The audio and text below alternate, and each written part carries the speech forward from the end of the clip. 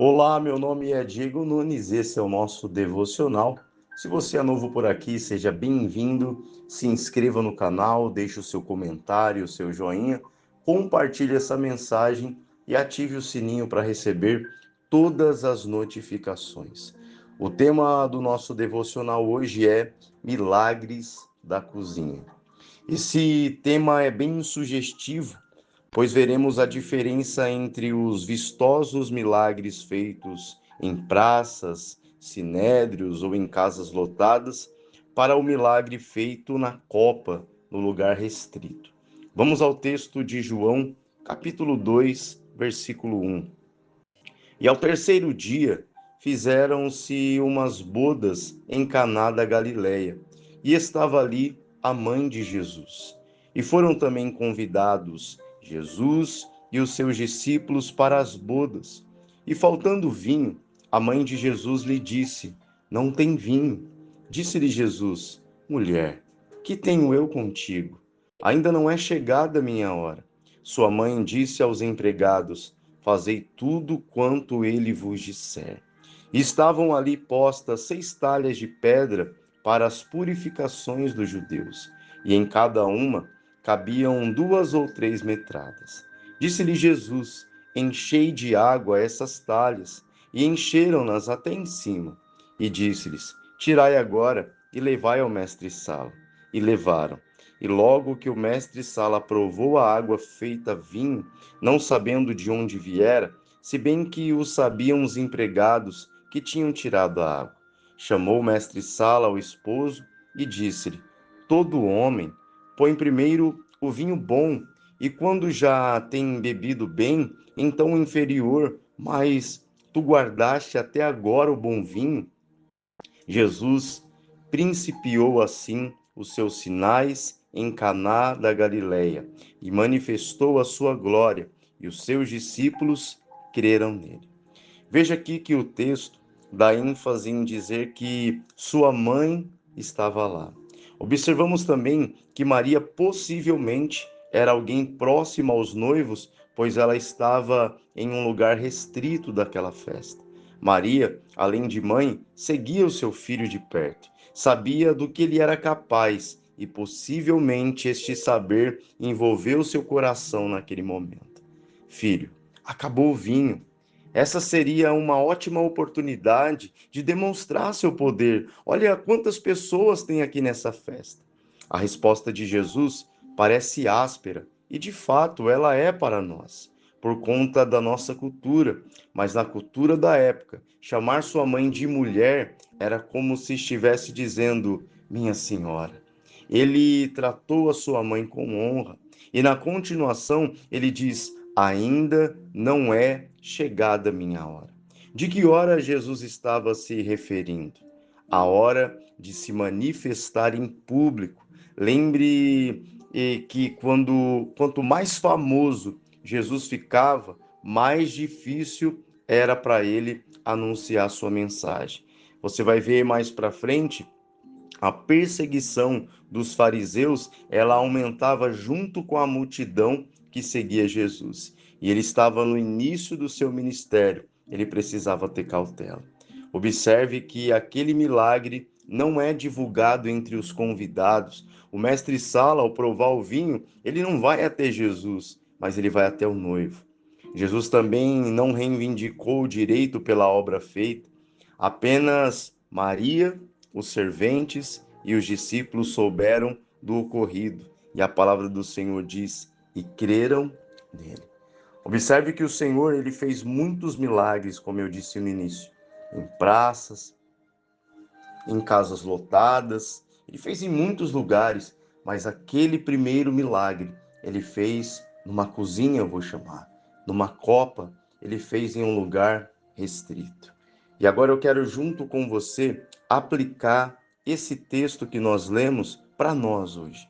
O que nós conseguimos tirar de lição para nós a respeito desse texto? Nós precisamos entender aqui 3 coisas.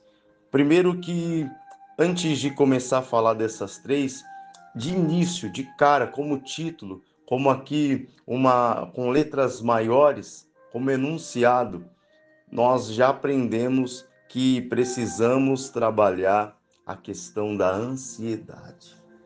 Olha que Maria, naquele momento, como eu disse, o saber quem era seu filho trouxe talvez para ela aquele momento de ansiedade. Tem que ser agora, agora é o momento.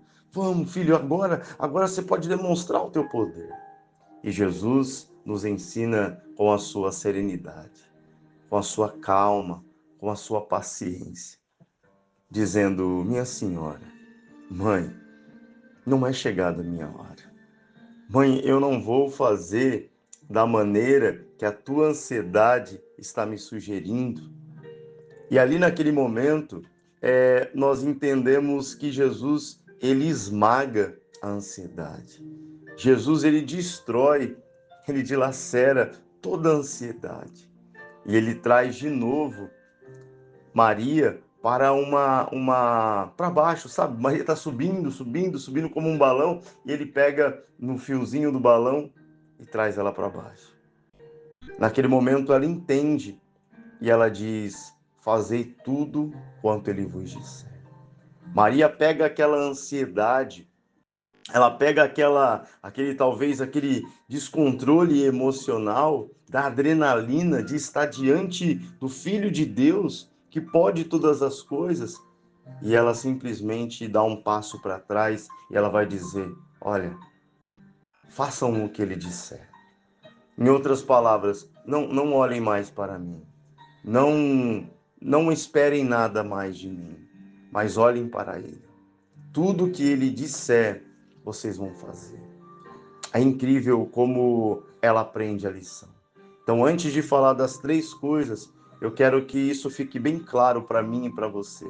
Nós precisamos, muitas vezes, fazer como Maria fez.